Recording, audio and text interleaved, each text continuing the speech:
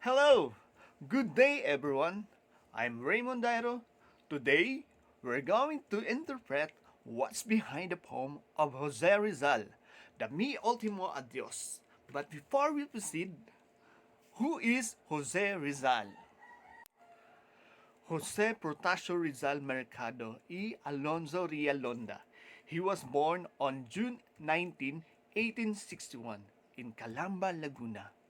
Died December 30, 1896 at age 35 in Bagumbayan, Manila.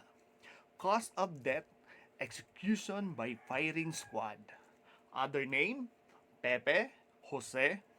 Organization, La Solidaridad La Liga Filipina. Spouse, Josephine Bracken.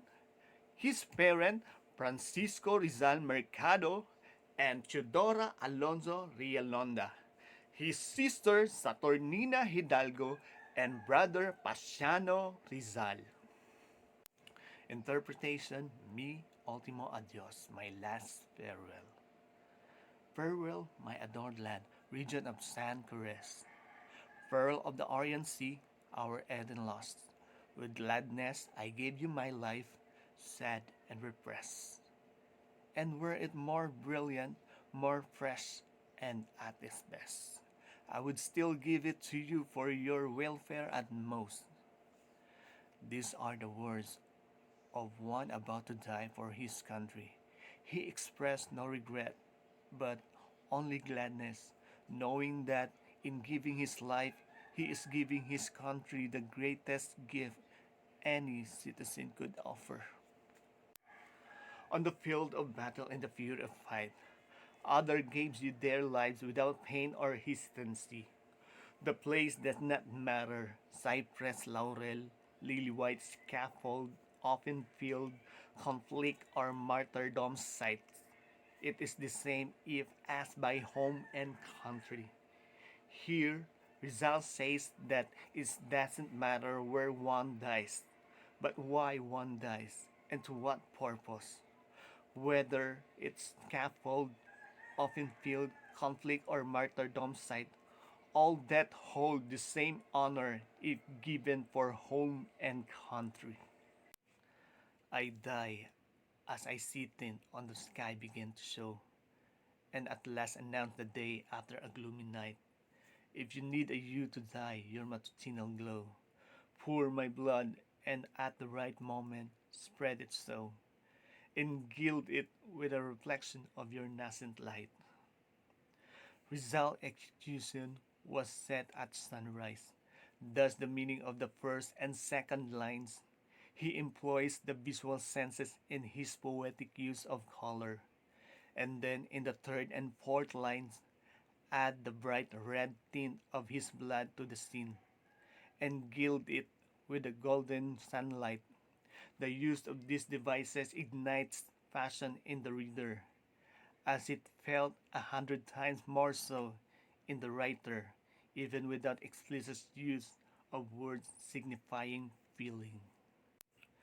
My dream when scarcely a lad adolescent, my dream when already a youth, full of vigor to attain, were to see you, gem of the sea of the Orient, your dark eyes dry, smooth brow held to a high plane, without frown, without wrinkles, and of shame without stain. Since his childhood, even as other children dream of childish thing, Rizal's dream of seeing his country free, esteemed, and with head held high. My life's fancy, my ardent, passionate desire.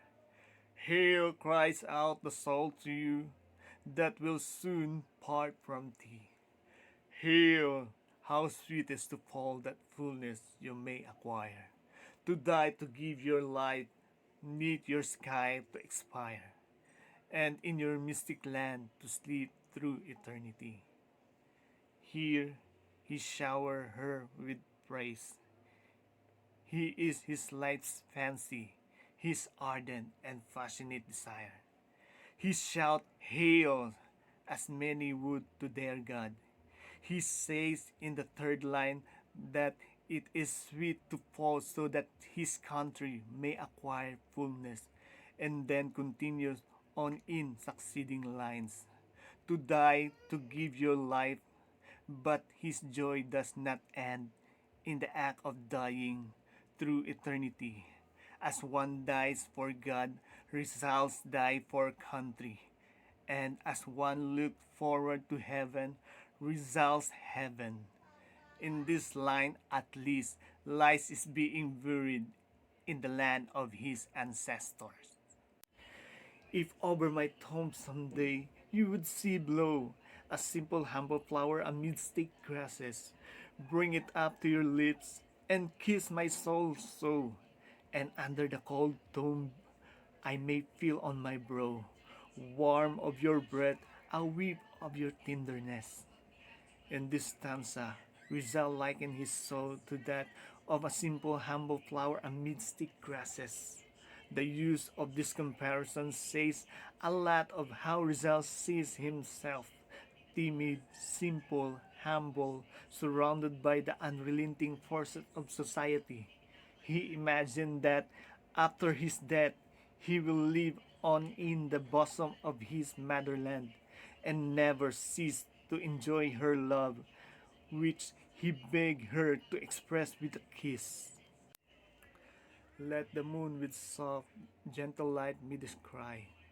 Let the dawn send forth its fleeting, brilliant light.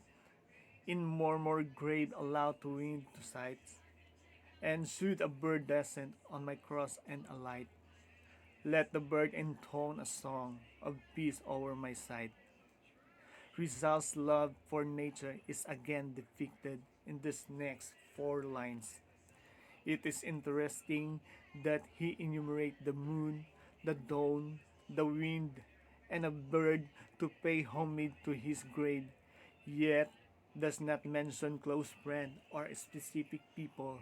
Perhaps it is a simple image of his reunion with nature that he wants to bring to mind.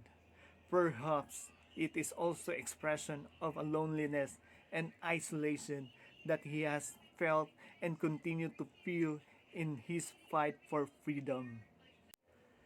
Let the burning sun and the raindrops vaporize, and with the clamor behind return pure to the sky.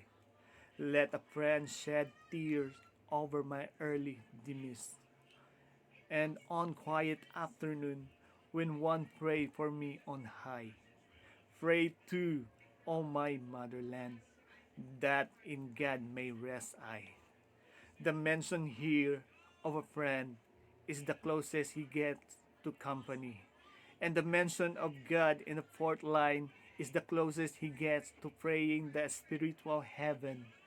That Rizal beseeches his country to pray that his soul may rest in God in line with the Roman Catholic belief that all men are sinners and that salvation is to be earned and cannot be determined before the grave. Pray thee for all the helpless who have died, for all those who unequal torment have undergone, for our poor mothers who in bitterness have cried, for orphans, widows, and captive to torturers shed, and pray to that you may see your own redemption. In these four lines, he gave his motherland a list of the things he wishes her to pray for. He remembers all the martyrs who have suffered the same fate as he will, who have died for their country, the mothers, wives, and children they have left behind, who suffer no less for being abandoned. He also, in a hopeful closing notes, asks her to pray for herself.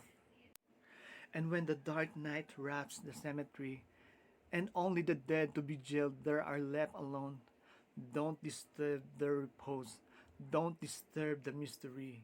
If you hear the sounds of citern or psaltery, it is I, dear country, who a song to you intone. Clearly, Rizal has not imagined that a monument would eventually be built on his grave, and has pictured his final resting place as a humble cemetery where he shall even after death sing a song of devotion for his motherland. And when my grave by all is no more remembered, with neither cross nor stone to marketplace, let it be plowed by men, with speed let it be scattered, and my ashes ere to nothingness are restored. Let them turn to dust to cover your earthy space. In this next stanza, Rizal's wishes to then be plowed by men, with his grave is no longer remembered, and be scattered as he returned to be part of dust that covers the land he had died for. What actually happened in real life, though, is an uncanny parallel. On December 30, 1896, on the day of his execution, results remain were buried an unmarked grave in Paco Cemetery. Years later, however, his remains were exhumed, and on December 30, 1912, they were brought to their final resting place in the base of the monument at Luneta. Then it doesn't matter that you should forget me. Your atmosphere, your skies, your veil I'll sweep, vibrant and clear note to your ear I shall be. Aroma, light, use, murmur, song, mooning deep, constantly repeating the essence of the faith I keep. The first line in this stanza begin following the assumption that our hero's ashes have now been spread over the land, results in vision that when he has returned to her in this manner, it will no longer matter if the country forget him, because he will with her anywhere as dust in the atmosphere, blowing in the skies, in the wind, in still singing songs and murmuring words of devotions. My idolized country, for whom I most gravely pine, dear Philippines, to my last goodbye. Oh, hearken, there I leave all, my parents' love of mine. I'll go where there are no slaves, tyrants, and hangmen, where fate does not kill and where God alone does reign. Here we come to a more submissive yet hopeful tone. Resolve bid farewell to his one great love, his country, and yet look forward to being with God, where there are no slaves, tyrants, or hangmen. Farewell, parents, brothers, beloved by me, friends of my childhood, in the home distress. Give thanks that now I rest from the wearisome day. Farewell, sweet stranger, my friends who brighten my way. Farewell to all I love, to die is to rest. To close, Rizal now finally mentions specific people, parents, brothers, friend of his childhood. In other translation, the fourth line reads, Adios, sweet tender foreigner, my friends, my happiness, which historians have interpreted to allude to Josephine Bracken, the daughter of Anglo-Saxon father and a Chinese mother, who many believe, although it is frequently challenged, he secretly married an hour before his death. And that would be the interpretation of the Rizal poem, Mi Ultimo Adios. Hope you've learned a lot, and thank you for listening. The lesson we get in the poem is that we are all born as heroes, not literally a hero that have superpower, but we are heroes in our own way. We should treasure every moment in our life. We should treasure all the people who love us and the people we love. Thank you.